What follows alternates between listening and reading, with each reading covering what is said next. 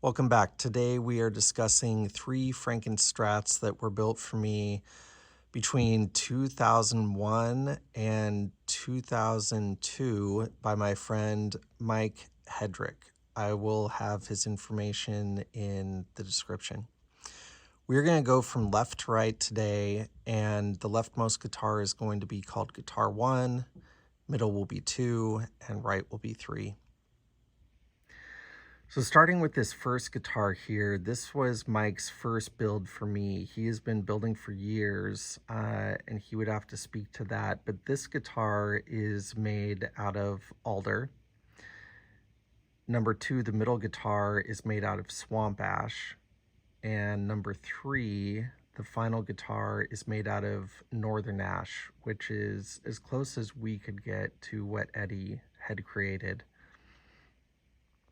The first one, I like the neck and the body on all these. If you look at it carefully, you can see it's the most worn by far. And a lot of that is us playing and making it look a little more vintage.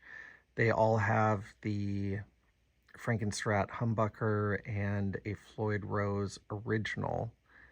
The exception is number 3, which I'll talk about.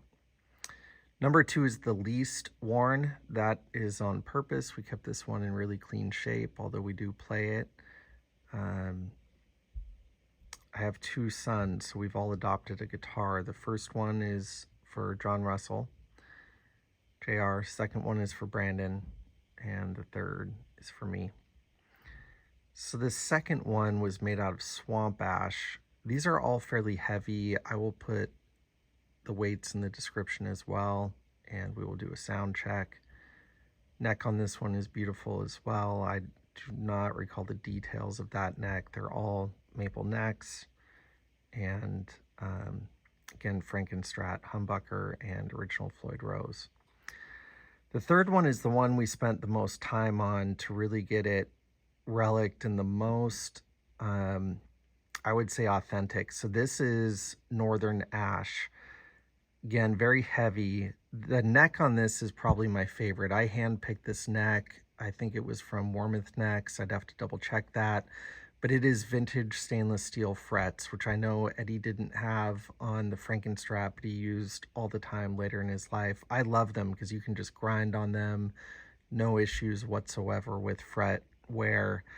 Now the Floyd Rose on this, I believe it's called a 1984. Very similar to the original, just has the brass for the fine tuners. I believe it's a little heavier, has a brass block on it. I've modified all these with heavier brass blocks. In the next video, I will show the back. So there is the intro, and again, trying to do a comparison of all 3 together.